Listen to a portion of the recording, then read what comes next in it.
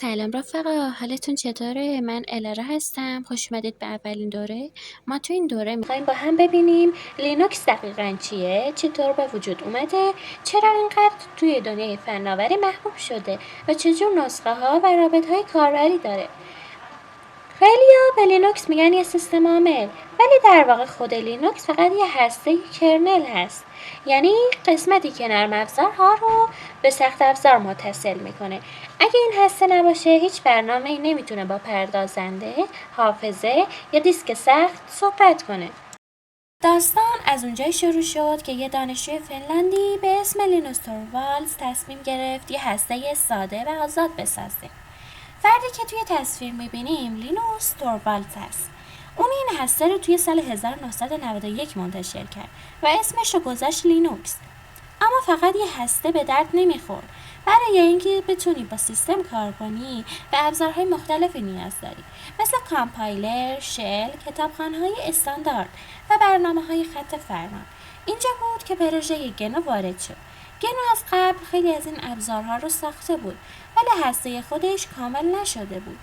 وقتی این دوتا کنار هم قرار گرفتند، سیستم عامل کامل شکل گرفت که بهش میگیم گنو لینوکس. بعدها توی همین پروژه گنو یه محیط گرافیکی به اسم گنوم هم ساخته شد که توی خیلی از توزیع‌های لینوکس پیش‌ورز هست. توزیع‌ها چه هستند؟ چون لینوکس و ابزارهای گنو کاملا آزاد و متن باز بودند، شرکت‌ها و تیم‌های مختلف اومدن این اجزا رو کنار هم چیدن و یه نسخه آماده و قابل نصب درست کردن که به هر کدوم از این نسخه‌ها میگیم توزیع یا دیسترو. چند تا از معروف‌ترین توزیع‌ها: اوبونتو، کاربردی، آسون و خیلی محبوب برای تازه کارها. کالی لینوکس، مخصوص تست نفوذ و امنیت. فدورا، بروز و مناسب برای توسعه دهنده ها. رد هت انترپرایز، مخصوص سرورهای بزرگ و شرکت ها. دیبان، پایدار و سنگ محک خیلی از توزیع ها از جمله اوبنتو. چرا لینوکس؟ یکی از دلایل محبوبیت لینوکس اینه که سبک و انعطاف پذیره، یعنی روی یه لپتاپ قدیمی و ضعیف هم به راحتی نصب میشه و سریع کار میکنه.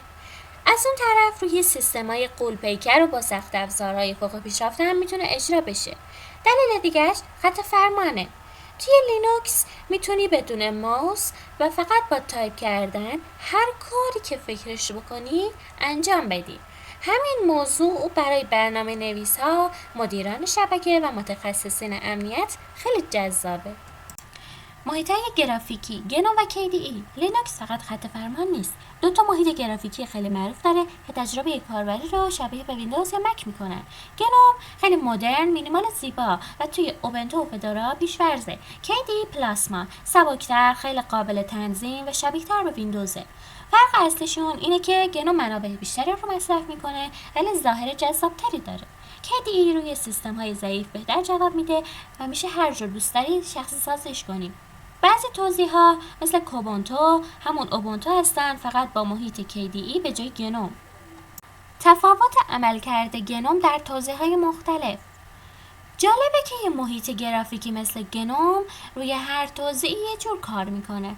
مثلا توی اوبونتو که مبتنی بر دیبانه، گنوم خیلی روان و پایدار اجرا میشه چون تیم اوبونتو از قبل تنظیماتش رو بهینه کرده. ولی توی فدورا که شاخه جداگانه از لینوکسه، گنوم معمولا خامتر ارائه میشه و برای عملکرد بهتر باید کم دستی تنظیم بشه. این یعنی انتخاب توزیع روی تجربه روزانه تاثیر مستقیم داره. نسخه معمولی کالی لینوکس و نسخه بنفش. کالی لینوکس یه توزیع تخصصی برای تست نفوذ امنیت هست.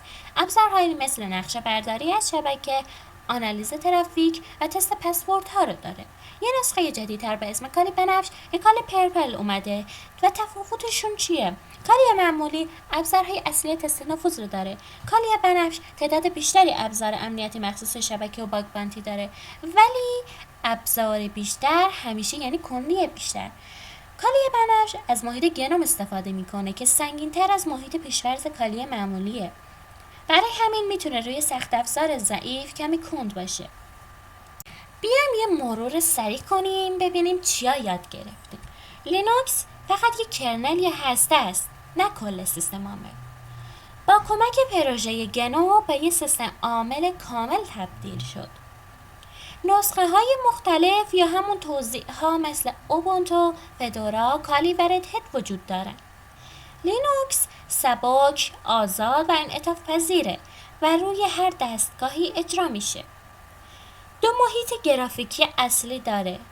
گنو زیبا و مدرن و KDE سبک و قابل تنظیم.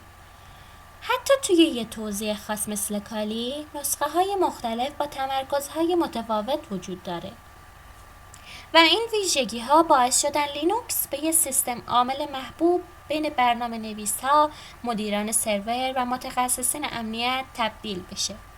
امیدوارم که این ویدیو برات مفید بوده باشه. ممنون که تماشا کردی. لایک و سابسکرایب یادتون نره رفقا.